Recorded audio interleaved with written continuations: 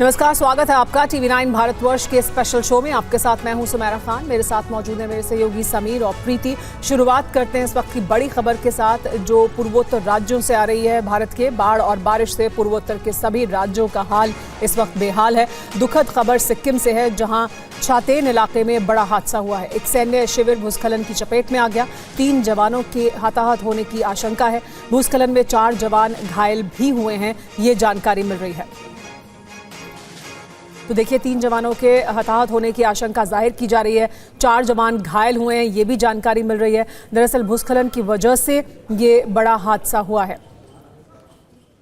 इस पर और ज्यादा जानकारी के लिए हमारे साथ TV9 भारतवर्ष संवाददाता अंजू निर्वाण जुड़ गई हैं। अंजू, क्या जानकारी मिल रही है? ये कहां पर शिविर था जहां पर भूस्खलन हुआ है? वहां कितने सैनिक थे और क्या इस वक्त वहां स्थिति है?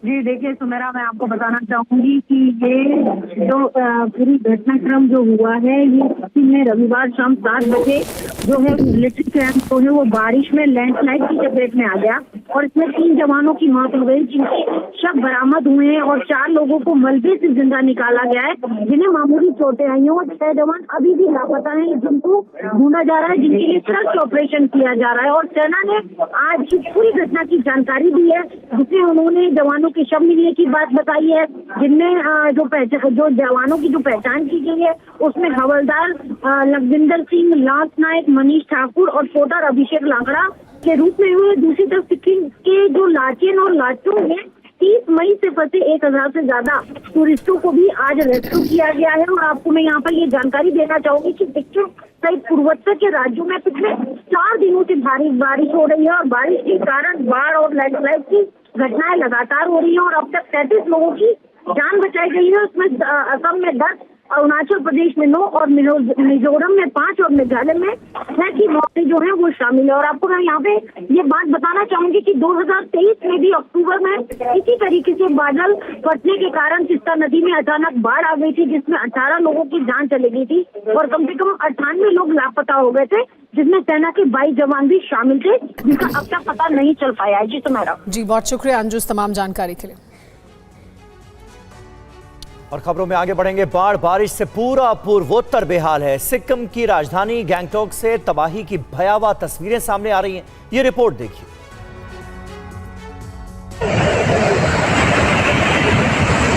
मंजर कितना खौफनाक है, इसका अंदाजा इन तस्वीरों से लगाया जा सकता है। यहाँ पानी और मलबा का सैलाब नजर आ रहा है। लैंडस्लाइड की वजह से काफी नुकसान भी पहुँचा है। बारिश के कारण सिक्किम के चट्टेन में भी लैंडस्लाइड हुआ है, जिसमें कई लोग लापता हो गए हैं। अब तक 3 शव मिल चुके हैं। घटना रविवार शाम 7 बजे की है। भारतीय सेना ने सोमवार को इसकी जानकारी दी। मृतकों की पहचान की जा रही है और सर्च ऑपरेशन भी चलाया जा रहा है। दरअसल 1 जून को शाम 7 बजे भारी बारिश के कारण चट्टेन में विनाशकारी भूस्खलन हुआ था, जिसकी चपेट में कई घर आ गए। तत्काल बचाव अभियान शुरू कर दिया गया है। अब तक 4 लोगों को मामूली चोटों के साथ बचाया गया है, जबकि 3 शव बरामद कर लिए गए हैं। बताया जा रहा है कि 6 लोग फिलहाल लापता हैं। वहीं पर्यटकों के लिए सिक्किम में एडवाइजरी जारी की गई है। यहाँ लोगों से कहा गया है कि वो अपने होटल से बाहर ना निकले। फिलहाल मौसम विभाग ने सिक्किम समेत पूर्वोत्तर के कई राज्यों के लिए भारी बारिश की चेतावनी जारी की है। साथ ही कई इलाकों में लैंडस्लाइड की घटना में इजाफा भी हो सकता है।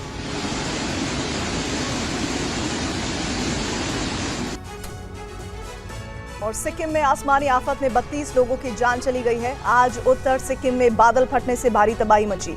कैसे पर्यटकों से गुलजार रहने वाला राज्य आज रो रहा है, इस रिपोर्ट में देखिए।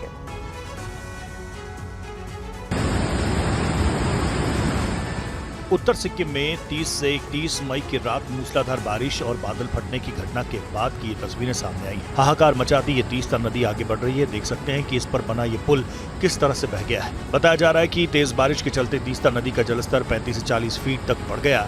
इससे निचले इलाके जलमग्न हो गए। बाढ़ की समस्या खड़ी हो गई। सड़कों और पुलों को भारी नुकसान पहुंचा है। बहरहाल राहत और बचाव कार्य में BRO की टीमों ने अपना काम शुरू कर दिया है। गैंगटॉक, चुंगथांग और चुंगथांग लाचेन सेक्टर्स में राहत का कार्य तेजी से चलाया जा रहा है। आपको बता दें कि करीब 1500 से ज्यादा पर्यटक जहां तहां फंस गए हैं, जिन्हें निकालने का काम भी जारी है। इस बीच कई इलाकों में अब भी स्थानीय लोगों को मुश्किलों का सामना करना पड़ रहा है।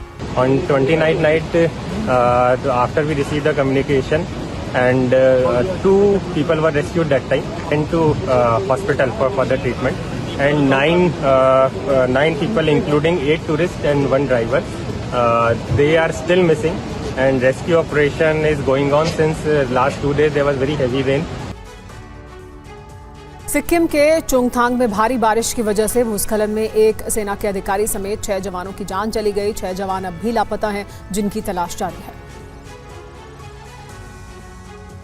एनडीआरएफ की टीम लगातार रेस्क्यू ऑपरेशन में लगी है। तस्वीरें सिक्किम के चुंगथांग से लगभग 11 किलोमीटर दूर रबोम की हैं। तस्वीरें आपके सामने, तेज रफ्तार से पानी बहता नजर आ रहा है। हालात भयावह हैं। बताया जा रहा है कि मुंशीथांग से रोबोम तक पहुंचने में एनडीआरएफ की टीम को पैदल ही पहाड़ी रास्तों से आना पड़ा, क्योंकि बादल फटने और भूस्खलन की वजह से रास्ते बंद हो गए हैं, जिसे ठीक करने की कोशिशें जारी हैं। इस बीच मंगन के डीसी ने बताया कि छातेन ब्रिगेड के एक अधिकारी, एक जेसीओ और 4 जवान भूस्खलन की चपेट में आ गए। इसमें हवलदार लखविंदर सिंह, लांस नायक मुनीश ठाकुर और पोर्टर अभिषेक लखड़ा शामिल हैं। उनके पार्थिव शरीर को हेलीकॉप्टर के जरिए भेजा गया है। इस बीच 6 अन्य लापता बताए जा रहे हैं, जिनकी तलाश जारी है। बीजेपी नेता जयराम ठाकुर ने लांस नायक मुनीश ठाकुर की तस्वीर सोशल मीडिया पर जारी की है। मुनीश सिरमौर के बड़ाबन गांव के रहने वाले थे। जयराम ने हादसे पर अफसोस जताया और पीड़ित परिवार के प्रति संवेदना जताई है। सिक्किम सरकार ने हालात को देखते हुए मंगन जिले के लिए रेड अलर्ट जारी किया है। लगातार भारी बारिश की वजह से तीस्ता नदी में बहुत ज्यादा पानी भर गया है। कई इलाकों में बाढ़ का खतरा मंडरा रहा है। और भारत के पूर्वोत्तर राज्यों में कुदरत का कहर देखने को मिल रहा है। सिक्किम से लेकर असम और अरुणाचल प्रदेश तक बारिश और बाढ़ से हाल बेहाल। पूर्वोत्तर के राज्यों में मूसलाधार बारिश का ये नतीजा है। सैलाब के इस हाहाकारी रूप को देखिए। रूह कपाने वाली ये तस्वीरें अरुणाचल प्रदेश के मालिनीथन से सामने आई, जहां लगातार बारिश के बाद ब्रह्मपुत्र नदी का बहाव विनाशकारी रूप ले चुका है। देखिए कैसे यहाँ जान पर खेलकर ग्रामीण एक किनारे से दूसरे किनारे पर जाने को मजबूर है। रस्सी और लकड़ी से बना ये पुल ही पहाड़ी क्षेत्र में कई गांवों के लिए आवागमन का मुख्य जरिया है, लेकिन इस पुल को पार करना किसी चुनौती से कम नहीं। एक गलती जिंदगी पर भारी पड़ सकती है। सिक्किम के मंगन जिले में तीस्ता नदी भी उफान पर है। नदी का जलस्तर विनाशकारी रूप ले रहा है। तेज बहाव के कारण निर्माणाधीन संकलांग पुल के कई हिस्से क्षतिग्रस्त हो गए हैं। पानी का बहाव इतना ज्यादा है कि टूट फूट के मरम्मत में खासा दिक्कत आ रही है। ये एकमात्र ऐसा पुल है जो जोंगू, चुंगथांग, लोचुंग, लाचेन को सिक्किम के बाकी हिस्सों से जोड़ता है। और मणिपुर में भारी बारिश ने जमकर तबाही मचाई है। तेज बारिश की वजह से मणिपुर की राजधानी इम्फाल समेत कई इलाकों में भारी नुकसान हुआ है।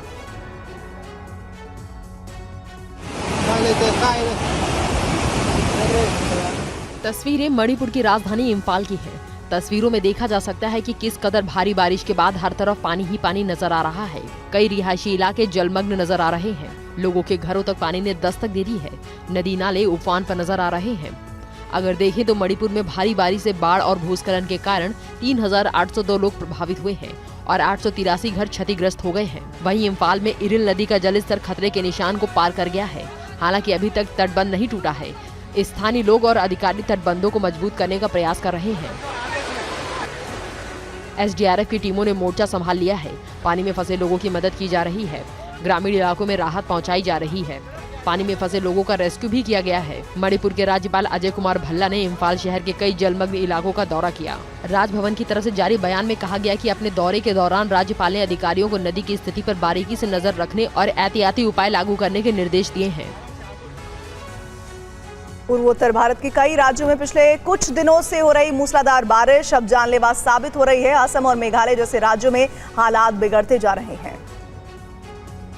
तस्वीरें असम के अलग अलग जिलों की है, जहां भारी बारिश के बाद स्थिति किस कदर भयावह है इसका अंदाजा लगाया जा सकता है। लगातार हो रही बारिश के चलते कई इलाकों में बाढ़ आ गई है, जबकि कई पहाड़ी इलाकों में भूस्खलन की घटनाएं सामने आई हैं। प्राकृतिक आपदा की वजह से कई मुख्य सड़कें पूरी तरह से बंद हो चुकी हैं और जनजीवन अस्त व्यस्त हो गया है। असम राज्य आपदा प्रबंधन प्राधिकरण की तरफ से एक रिपोर्ट जारी की गई है, जिसमें कहा गया है कि बाढ़ से असम के 12 जिलों में 175 गाँव पूरी तरह से पानी की चपेट में है। साथ ही ये भी कहा गया है कि बाढ़ और भूस्खलन की अलग अलग घटनाओं में अब तक असम में 8 लोगों की मौत हो चुकी है। अभी तो घर पे कुछ भी खाने का नहीं है, चाल दाल राशन भी खाने का नहीं है, तो भाई हम लोग निकले वो खरीद के लेके जाएंगे घर पर। 2-3 दिन से बहुत बारिश हो रहा है। इधर सिलचर का पूरा पानी, न्यू सिलचर एरिया में पूरा पानी हो गया।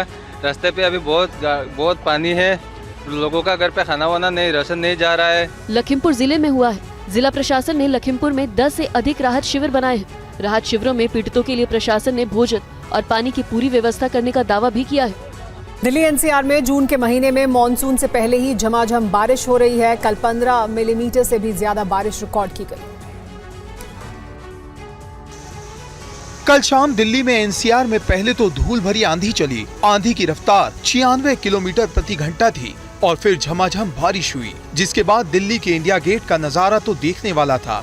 दिल्ली के साथ साथ फरीदाबाद, ग्रेटर नोएडा, गाजियाबाद, गुड़गांव में भी गर्मी और उमस से लोगों को भारी बारिश ने काफी राहत दी। वहीं मौसम विज्ञान विभाग की ओर से आज यानी 2 जून को भी आंधी तूफान के साथ बारिश होने का येलो अलर्ट जारी किया गया है। आज 50 किलोमीटर प्रति घंटे की रफ्तार से धूल भरी हवाएं और आंधी आने का पूर्वानुमान है, जबकि 3 जून को भी भारी बारिश का येलो अलर्ट जारी किया गया है। इसके साथ ही 4 जून तक येलो अलर्ट है और बारिश होने की संभावना है, जबकि 5, 6 और 7 जून को बादल रहेंगे और 5 जून से तापमान चढ़ने की संभावना है। तापमान लगभग 5 जून से लेकर 7 जून के बीच अधिकतम 39 डिग्री सेल्सियस और न्यूनतम भी 27 से 28 डिग्री सेल्सियस तक पहुंच सकता है। और शिलांग घूमने गए मध्य प्रदेश के दंपति से जुड़ी खबर आ रही है। लापता पति राजा रघुवंशी का 9 दिन बाद शव मिला है। राजा रघुवंशी के भाई ने शव मिलने की पुष्टि की है। हाथ पर लिखा राजा देखने के बाद शव की पहचान की गई। राजा रघुवंशी की पत्नी सोनम रघुवंशी की तलाश अब भी जारी है, वो लापता हैं। दंपति शादी के बाद शिलांग घूमने गए थे और उसके बाद से ही उनका कुछ पता नहीं चल पा रहा था और अब एक शव बरामद कर लिया गया है। विपिन जो हमारे भाई वहाँ गए हुए हैं, उन्होंने काफी दिनों से हम लोग परेशान थे। विपिन पिछले 8 दिनों से और हम पूरा परिवार मेघालय सरकार से लगातार निवेदन कर रहे थे। हम लोगों ने केंद्र सरकार के द्वारा, गृह मंत्रालय के द्वारा, दुखद घटना है हम सबके परिवार के लिए कि अभी थोड़ी देर पहले शव प्राप्त हुआ है, जिसमें शिनाख्त की जाने पर उनके हाथ पे राजा लिखा हुआ था और उनके विपिन ने ये कंफर्म किया कि ये राजा ही है। और शुभम गुप्ता हमारे संवाददाता इस वक्त हमारे साथ मौजूद हैं। शुभम, ये डरा देने वाली खबर है। इंदौर का एक परिवार पति पत्नी शिलांग घूमने जाते हैं, वहां लापता हो जाते हैं। अब पति का शव बरामद किया गया है, पत्नी अब भी लापता है। कुछ पता चल पाया है कि हुआ क्या? देखिए समीर, ये काफी हाई प्रोफाइल मामला है और 13 मई को ही इन दोनों की शादी हुई थी। दोनों हनीमून मनाने के लिए 20 मई को शिलांग के लिए रवाना हुए थे और 23-24 मई के बाद से परिवार से संपर्क पूरी तरह से टूट गया था। तब से ही लगातार इन दोनों को ढूंढा जा रहा था। यहाँ तक कि जो इंदौर के सांसद है शंकर ललवानी, वो भी शिलांग पहुंचे थे। 5 टीम पुलिस की बनी थी, 50 लोगों की टीम थी, 10-10 लोगों की टीम अलग अलग जगह घूम रही थी और अब 8वें दिन जाकर जो राजा रघुवंशी हैं उनका शव बरामद हुआ है। क्योंकि हाथ पर नाम लिखा हुआ था राजा, उसी से उनके भाई ने उनकी पहचान की है। हालांकि उनकी पत्नी अभी कहाँ है, इसके बारे में कुछ भी पता नहीं चल सका है। कैलाश विजयवर्गीय ने इस पूरे मामले को लेकर गृह मंत्री अमित शाह को भी रिपोर्ट सौंपी थी और ये आग्रह किया था कि किसी तरह से मदद की जाए। इसके साथ साथ दोनों राज्यों के मुख्यमंत्री, चाहे मोहन यादव हो या मेघालय के सीएम हो, दोनों के बीच लगातार बातचीत चल रही थी। कोशिश अब भी जारी है कि लापता पत्नी को ढूंढा जा सके। शुक्रिया शुभम आपका इस जानकारी के लिए। और अब खबर बिहार से, जहां तेज प्रताप के निष्कासन पर तेजस्वी का बयान आ गया है। लालू जी ने सोच समझकर निर्णय लिया होगा। तेजस्वी ने कहा उनके फैसले पर कोई सवाल नहीं है। उन्होंने कहा कि पार्टी के हित में ही ये फैसला लिया गया होगा। पहली बात, ये जो भी मामला है इस पे राष्ट्रीय अध्यक्ष जी ने निर्णय ले लिया है और राष्ट्रीय अध्यक्ष सबसे अनुभवी है। बिहार की भलाई किसमें है, पार्टी की भलाई कैसे होगी, ये राष्ट्रीय अध्यक्ष जी से बेहतर कोई नहीं जानता, ना निर्णय ले सकता है। जब एक बार उन्होंने निर्णय ले लिया है पार्टी के भलाई के लिए, बिहार के भलाई के लिए, तो हमको लगता है कि इस पर अब कोई बातचीत होनी नहीं चाहिए। बिहार के मुजफ्फरपुर में एक मासूम से दरिंदगी और उसकी मौत का मामला गर्माता जा रहा है। पटना में नीतीश सरकार को घेरते हुए कांग्रेस ने जोरदार प्रदर्शन किया।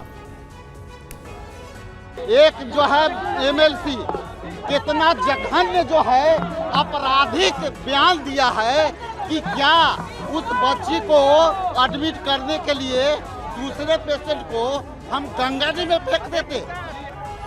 बिहार के मुजफ्फरपुर की रेप पीड़िता की पटना के पीएमसीएच में मौत के बाद कांग्रेस कार्यकर्ता सड़क पर उतर आए। कांग्रेस का आरोप है कि मौजूदा वक्त में बिहार में अपराध बेलगाम है, पुलिस बेबस है और बच्चियों की सुरक्षा भगवान भरोसे है। दरअसल कांग्रेस कार्यकर्ताओं का ये आक्रोश उस वारदात को लेकर है जब 26 मई को मुजफ्फरपुर में एक दलित बच्ची के साथ दरिंदगी की गई। यही नहीं, रेप के बाद आरोपी ने पीड़ित को चाकू से गोदकर अधमरा कर दिया। गंभीर हालत में पीड़ित को मुजफ्फरपुर से पटना के पीएमसीएच रेफर किया गया, जहां रविवार को उसकी मौत हो गई। इससे पहले शनिवार को अस्पताल में बेड न मिलने की वजह से पीड़ित को कई घंटे तक एम्बुलेंस में इंतजार करना पड़ा था। कांग्रेस का आरोप है कि इस मामले में गंभीरता दिखाए जाने की बजाय सरकार से जुड़े लोग लापरवाही वाले बयान देते रहे। हालांकि पुलिस ने आरोपी को गिरफ्तार कर पहले ही जेल भेज दिया, लेकिन अब इस मामले को लेकर सीएम और स्वास्थ्य मंत्री मंगल पांडे से इस्तीफे की मांग की जा रही है। आरोप है कि वक्त पर इलाज न मिलने की वजह से पीड़ित की जान चली गई।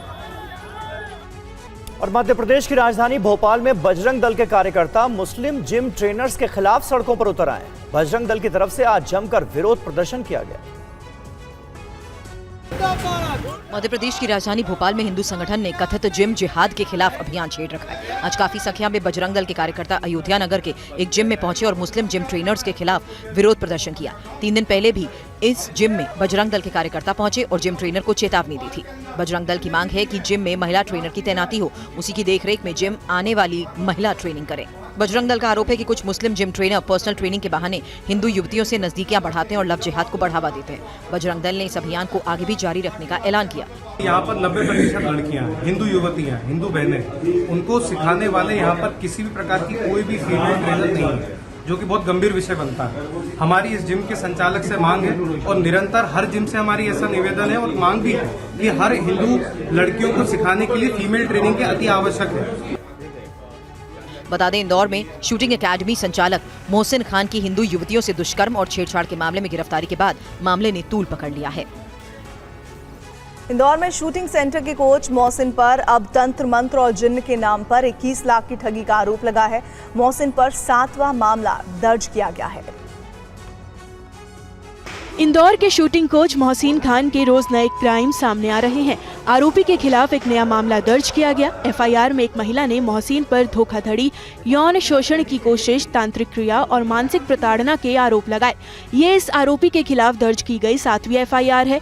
मोहसिन पर 21 लाख की ठगी के आरोप लगाए गए हैं। पीड़िता ने पुलिस को बताया कि उसे एक टेलीकॉलिंग कंपनी से सूचना मिली थी कि ड्रीम ओलंपिक शूटिंग एकेडमी में महिला स्टाफ की जरूरत है। जब वे सिल्वर रॉक्स कॉलोनी स्थित इस एकेडमी में पहुंची तो उसकी मुलाकात कोच मोहसिन खान से हुई। शुरुआत में उसने करियर संवारने का भरोसा दिखाया, लेकिन बाद में महिला से 21 लाख रुपए ठग लिए। पीड़ित महिला के अनुसार मोहसिन ने उसे साधना जोहरी नाम की एक कथित जिन तांत्रिक से भी मिलवाया।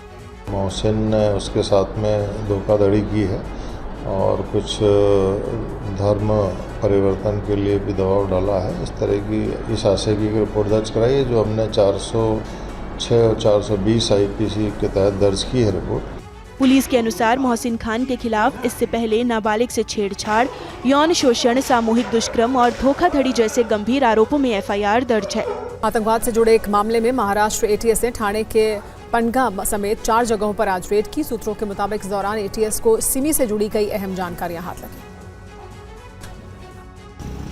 महाराष्ट्र एंटी टेररिज्म स्क्वाड ने मुंबई पुलिस के साथ मिलकर ठाणे के पडगा समेत प्रतिबंधित संगठन student Islamic movement of India यानी SIMI के कई ठिकानों पर छापा मारा। एटीएस ने ठाणे के पडगा और भिवंडी में SIMI से जुड़े साकिब नाचन के घर भी रेड की। महाराष्ट्र एटीएस के मुताबिक साकिब को पहले ही 2002 और 2003 के मुंबई सेंट्रल रेलवे स्टेशन और मुलुंड बम विस्फोट मामलों में दोषी ठहराया जा चुका है। इन मामलों में उसे 10 साल की कोर्ट ने सजा सुनाई थी। एटीएस के मुताबिक 2017 में सजा पूरी करने के बाद भी साकिब देश विरोधी गतिविधियों में शामिल पाया गया। सूत्रों के मुताबिक एटीएस ने साकिब से जुड़े कई कट्टरपंथी लोगों की पहचान की है। एटीएस ने इसी सिलसिले में मुंबई और ठाणे समेत दूसरे जगहों पर आज रेड की। हालांकि अब तक किसी भी संदिग्ध की गिरफ्तारी की पुष्टि नहीं हुई है। एटीएस के अधिकारियों ने बताया कि तलाशी अभियान के दौरान डिजिटल उपकरणों, दस्तावेजों और संचार उपकरणों की भी जांच की गई। सूत्रों के मुताबिक एटीएस को रेड के दौरान SIMI से जुड़े कई अहम जानकारियां हाथ लगी। जांच अभी जारी है, लिहाजा एटीएस ने किसी भी तरह की जानकारी साझा करने से इनकार किया है।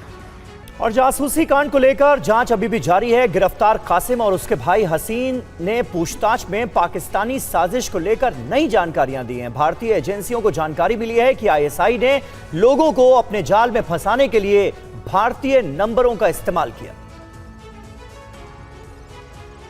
दिल्ली पुलिस के स्पेशल सेल के शिकंजे में आए आसीन उर्फ हसीन और उसके बड़े भाई कासिम से पूछताछ में आईएसआई के जासूसी नेटवर्क से जुड़ी कई अहम जानकारियां सामने आई हैं।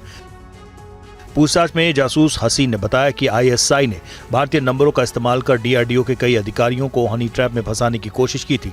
हसीन और कासिम से पूछताछ के बाद दिल्ली पुलिस की स्पेशल सेल ने डीआरडीओ के अधिकारी से संपर्क किया है। पुलिस को शक है कि इस नेटवर्क में और भी लोग शामिल हो सकते हैं, जिनकी तलाश जारी है। जानकारी के मुताबिक दिल्ली पुलिस की स्पेशल सेल की 2 अलग अलग टीमें दोनों भाइयों से अलग अलग पूछताछ कर रही हैं। पता चला है कि 6 अगस्त को कासिम एक सिम कार्ड लेकर पाकिस्तान गया था। ये सिम हसीन के नाम पर लिया गया था। तकनीकी सबूत जैसे सीडीआर और आईपीडीआर से ये पता चला है कि हसीन किन किन जगहों पर गया था। पता चला है कि हसीन का भाई कासिम ही इन सिम कार्ड्स को पाकिस्तान में उपलब्ध करवाता था। हनी ट्रैप की कोशिश का मामला सामने आने के बाद ही स्पेशल सेल की टीम ने राजस्थान से कासिम को गिरफ्तार किया था, जिसके बाद उसके बड़े भाई हसीन को गिरफ्तार कर लिया गया। 7 जून को बकरीद है, लेकिन उससे पहले ही सियासत का जायका तीखा हो चुका है। बकरीद पर महाराष्ट्र में कैसे सियासी वार पलटवार हो रहा है, इस रिपोर्ट के जरिए समझिए। मुंबई में बकरीद से पहले बकरों को लेकर राजनीति तेज हो गई। मुंबई के सबसे बड़े कत्लखाने देवनार कत्लखाने में आज कांग्रेस सांसद वर्षा गायकवाड़ और विधायक असलम शेख और अमीन पटेल इसका जायजा लेने पहुंचे। वर्षा गायकवाड़ ने कहा कि करोड़ों रुपए खर्च होने के बाद भी हालात नहीं सुधरे। कि यहाँ पे जो है पार्किंग में जानवर मरते हैं। मेरे पास वीडियो अभी आया है कि यहाँ पे जो अंदर जानवर बारिश में भीग के मर गए, वही गंदगी है, वही लोग बैठ रहे, वही जानवर को रखा जा रहा है, वही वहाँ पे काम हो रहा है। तो हमारा कहना यही है कि हमने वही अभी मांग रखी कि पूरे इस 5 साल की जो है जिसको टेंडर दिया है, जिस तरह से व्यवस्थापन किया है, उसकी पूरी इंक्वायरी की जाए। इधर कांग्रेस विधायक असलम शेख ने कहा कि इस साल भी एक टेंडर निकला है, वो सीएम से मिलकर इस पर बात करेंगे। साथ ही बीएमसी से मांग है कि वो नियम के मुताबिक कुर्बानी की परमिशन दें, इस पर सियासत नहीं होनी चाहिए। मुख्यमंत्री जी को तो यही बोलेंगे भाई आप बस कर दो, क्योंकि आप ये कह रहे थे कि भाई यहाँ पहले भ्रष्टाचार करते, तो 3 साल से तो आपकी सरकार के नेतृत्व में ये सारे काम हो रहे हैं। तो आपने कौन सा नया उद्योग कर दिया? आप कम से कम जितने पैसे आप टेंडर में लगा रहे हैं उतने पैसे का तो यहाँ पे पूरा हाई फैसिलिटी का जो है यहाँ पे देवनार एबेटर बन सकता है। छत्तीसगढ़ में नक्सलवाद के खिलाफ बड़ी कामयाबी हासिल हुई है। सुकमा में 16 नक्सलियों ने हथियार डाले हैं। सरेंडर करने वालों में 2 हार्डकोर नक्सली भी शामिल हैं। सरेंडर करने वालों में एक महिला नक्सली भी है। सुकमा का केरल पेंडा गांव अब नक्सल मुक्त हो गया है।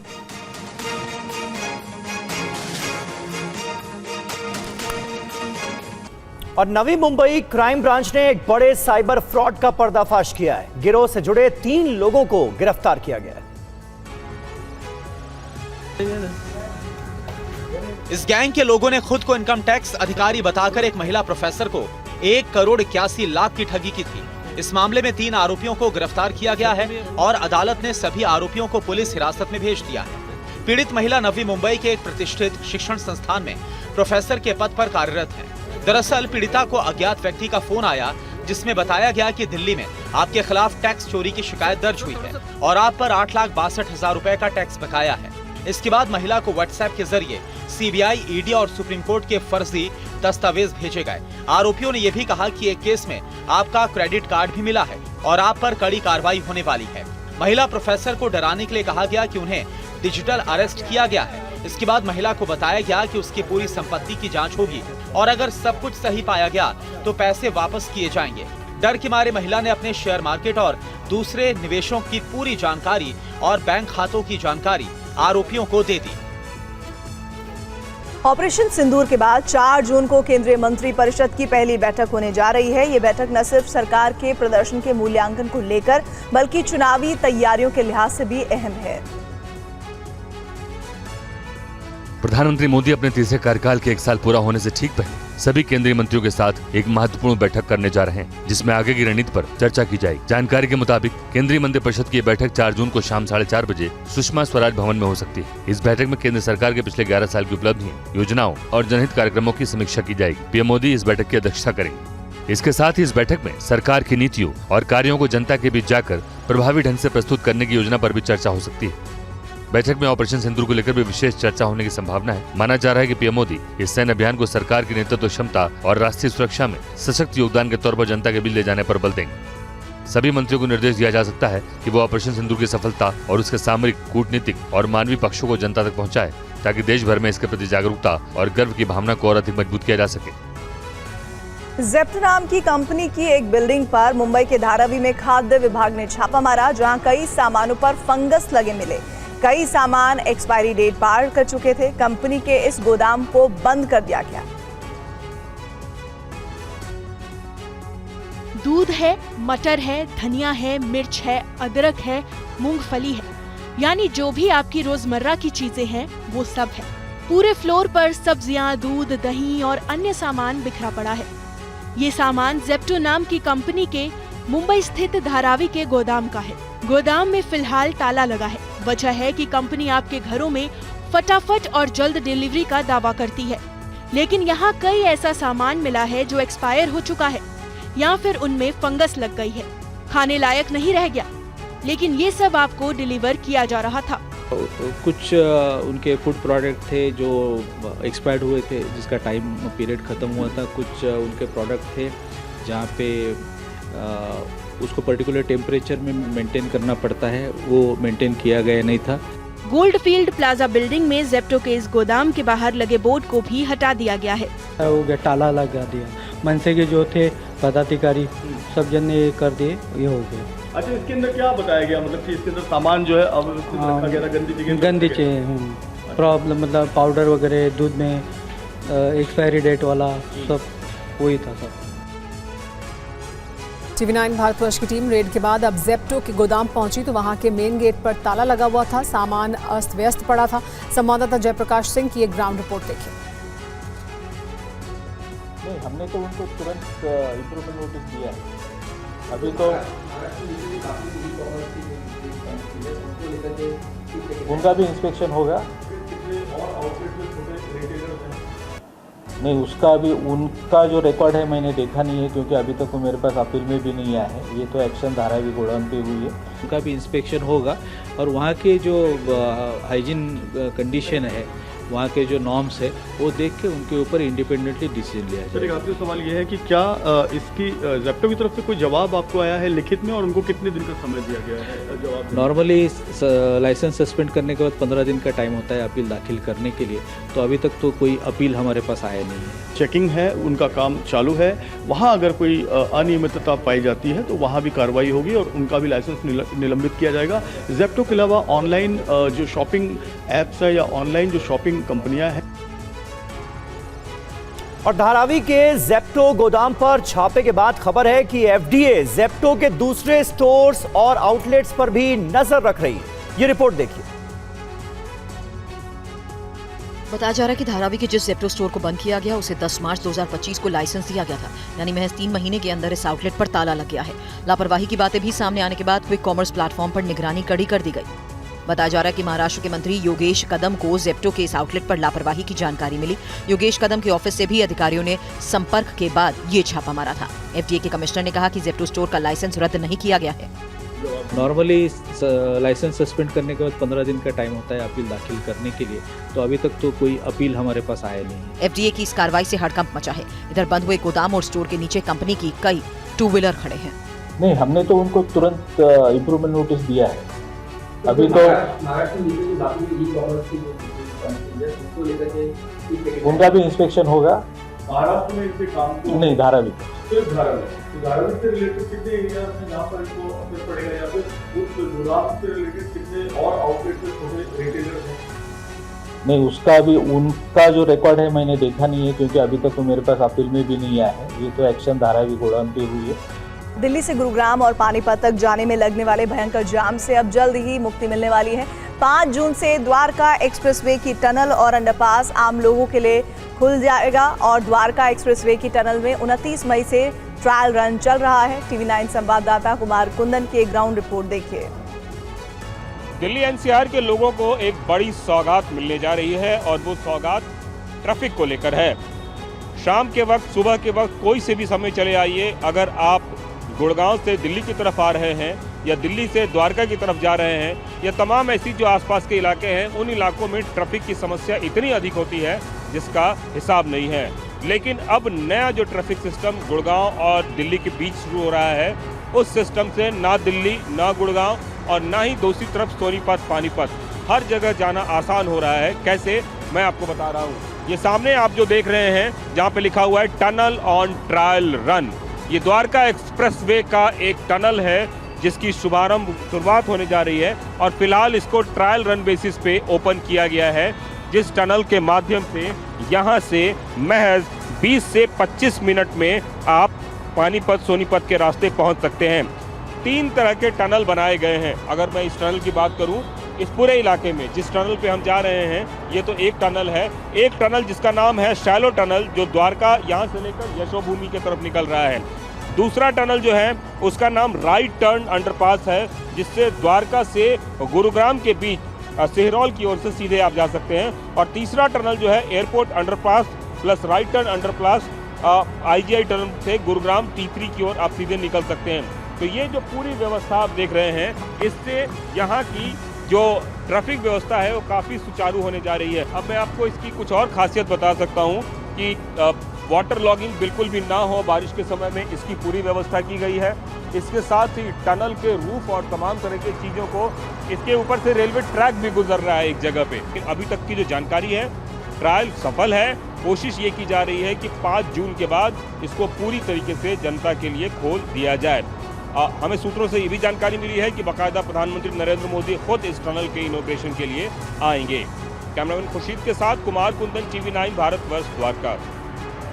और 28 मई को नरेला से लापता हुए दिल्ली पुलिस के जवान रोहित का अभी भी कोई सुराग नहीं मिला है। ऐसे में उनकी बूढ़ी मां खुद अपने बेटे की तलाश कर रही है। देखिए TV9 भारतवर्ष की ground report. Rohit Delhi police में नौकरी कर रहा है और इस वक्त कहीं गुमशुदा है। 1 हफ्ते इस बात को हो गए। नरेला थाने में बाकायदा डायरी एंट्री है, लेकिन FIR दर्ज नहीं की गई और पुलिस शायद उसे ढूंढने का प्रयास भी नहीं कर रही है, क्योंकि उनकी मां खुद जगह जगह घूमकर और अपने बेटे के लापता होने के पोस्टर लगाती फिर रही हैं। इस वक्त ये पोस्टर आप देखिए। सबसे पहले इसमें रोहित की तस्वीर है। दिल्ली पुलिस का सिपाही रोहित कुमार लापता, दिल्ली पुलिस ढूंढने में नाकाम, ऐसा इस पर लिखा हुआ है। और उसके साथ हैं उनकी बुजुर्ग मां, जिनकी तस्वीरें तमाम जगह सोशल मीडिया पर वायरल हो रही हैं कि किस तरीके से वो सड़कों के किनारे, दीवारों पर पोस्टर लगाती फिर रही हैं, चिपकाती फिर रही हैं कि कोई देखेगा इसे और पुलिस को सूचित करेगा और तब शायद ये अपने बेटे से मिल पाएंगी। बातचीत करेंगे इनसे। कितने तारीख को आपका बेटा जो है वो लापता हो? बेटा 27/5/2025 को मेरा बेटा नल्ला कोने से चला गया था, नल्ला पुलिस स्टेशन के कोने से। और इस साल पश्चिम बंगाल की राजधानी कोलकाता में होने वाली भगवान जगन्नाथ की रथ यात्रा काफी खास होने वाली है। भगवान जगन्नाथ के रथ में सुखोई Su-30 MKI लड़ाकू विमान के पहिए लगाए जाएंगे। देखिए TV9 भारतवर्ष की ये रिपोर्ट। ऑपरेशन सिंदूर का असर अब दिख रहा है कोलकाता के रथ यात्रा में भी। इस वक्त मैं कोलकाता के इस्कॉन के रथ के सामने हूं और इस बार इसका स्पेशलिटी ये है, ये जो चक्के हैं, ये जो टायर्स है, ये सुखोई MK-30 जो इंडियन एयरफोर्स यूज़ करते हैं, भारतीय वायुसेना जो यूज़ करते हैं, MRF के टायर, MRF लिखा हुआ यहाँ पे आप देख सकते हैं। ये नए निर्मित टायर जो सुखोई 30 MKI के हैं उसको यूज़ किया जा रहा है। आप देख सकते हैं यहाँ पे एरो मसल बोल के लिखा हुआ है, ग्रेड 4 एरो मसल है जो कि सुखोई 30 में यूज़ किया जाता है। 8 साल पहले इस्कॉन ने ये जो पहले ये बोइंग 747 का चक्का था, इसको चेंज करने के लिए MRF के साथ इन्होंने संपर्क किया था, लेकिन बाद में देखा गया कि ये जो बोइंग 747 का जो चक्का है वो ख़राब हो चुका है, इसलिए उसको रिप्लेस करने की ज़रूरत थी। उसके बाद इस बार 2025 में MRF ने इनको 4 चक्के दिया है। पहले तो इंस्पेक्शन हुआ क्योंकि MRF के इस चक्के का ओनली सिर्फ एक क्लाइंट है जो कि है भारतीय वायुसेना। MP के ग्वालियर में 2023 की सिपाही भर्ती परीक्षा में फर्जीवाड़े का मामला सामने आया और उस मामले में 5 लोगों के खिलाफ केस दर्ज किया गया है। ये दौड़ है 2023 में हुई सिपाही भर्ती परीक्षा की, लेकिन इसमें 5 ऐसे लोग भी शामिल हैं जिन्होंने फर्जीवाड़ा किया, जिसका पता अब चला है। ग्वालियर पुलिस ने मुरैना, श्योपुर और शिवपुरी जिलों के 5 अभ्यर्थियों पर दस्तावेजों में धोखाधड़ी और सॉल्वर के जरिए परीक्षा दिलवाने के आरोप में केस दर्ज किया है। उनके नाम हैं दीपक सिंह रावत निवासी श्योपुर, उमेश रावत निवासी सबलगढ़ मुरैना, हक्के रावत निवासी नरवर शिवपुरी, इमरान निवासी जौरा मुरैना, विवेक निवासी पोरसा मुरैना। स्क्रूटनी के आधार पर जो हमारी कमेटी कॉन्स्टिट्यूट हुई थी, कमेटी की रिपोर्ट के आधार पर पाया गया कि ये फर्जी तरीके से इन्होंने उपस्थिति दर्ज कराई है, तो प्रेमा फेशिया इसको धोखाधड़ी मानते हुए इसमें एफआईआर दर्ज हुई है। आगे इसमें इन्वेस्टिगेशन किया जा रहा है, उसमें जो भी आरोपी हुए उसकी गिरफ्तारी की जाएगी। पुलिस के अनुसार आधार अपडेट से फर्जीवाड़ा पकड़ा गया। अभ्यर्थियों ने जुलाई 2023 में अपने आधार कार्ड में बायोमेट्रिक और फोटो अपडेट कराया था, जिसमें असली अभ्यर्थियों की जगह सॉल्वर का फोटो डाला गया। इसके बाद जब 16 अगस्त से 15 सितंबर के बीच लिखित परीक्षा हुई तो उनके स्थान पर सॉल्वर ने परीक्षा दी। अयोध्या में रामलला की प्राण प्रतिष्ठा के बाद एक और दिव्य आयोजन होने जा रहा है। अयोध्या में अब रामलला अपना राम दरबार भी लगाएंगे। देखिए ये रिपोर्ट। राम भक्तों का सपना आज सच होने जा रहा है, जिसकी गवाही ये तस्वीरें दे रही हैं। श्रद्धालु उत्साह से भरे हुए हैं, हर किसी के चेहरे पर मुस्कान है। दरअसल अयोध्या में रामलला के आने के बाद अब राम दरबार भी सजने जा रहा है। अयोध्या के श्री राम जन्मभूमि मंदिर परिसर में नवनिर्मित देवालयों में देव विग्रहों की प्राण प्रतिष्ठा के पावन अनुष्ठान का शुभारंभ हो गया है। इसकी शुरुआत सुबह प्रायश्चित कर्म पूजा और महिलाओं की जल कलश यात्रा से हुआ। ये आयोजन वैदिक विधानों के अनुरूप तीर्थराज प्रयाग, काशी, देवप्रयाग, हरिद्वार, अयोध्या और दूसरे धार्मिक स्थलों से आमंत्रित 101 पुरोहितों के साथ होगा। रामचंद्र जी भगवान की मूर्ति की तो स्थापना हो गई, उनके हम सबने दर्शन किए। अब पूरे राम दरबार की जो स्थापना होगी उसका तो आनंद सबके मन में अलग ही है। और गुजरात से कम 3 से 4 हजार लोग आए यहाँ भी दर्शन कर लिए। राम मंदिर तो इतना बढ़िया भव्यता है, इतना बढ़िया सोने के दरवाजे लगाए गए हैं, अब तो स्वर्ण कलश भी लग गया है। और जिस दिन ये पूर्ण रूप से कंप्लीट होगा तो विष्णु लोक जो है यहीं पर दिखाई पड़ेगा। स्वर्ण लोक की जगह पर विष्णु लोक अयोध्या में दिखेगा। एमपी की राजधानी भोपाल में तेज रफ्तार कार ने 3 दोस्तों को कुचल दिया। हादसे का वीडियो सोशल मीडिया पर वायरल है।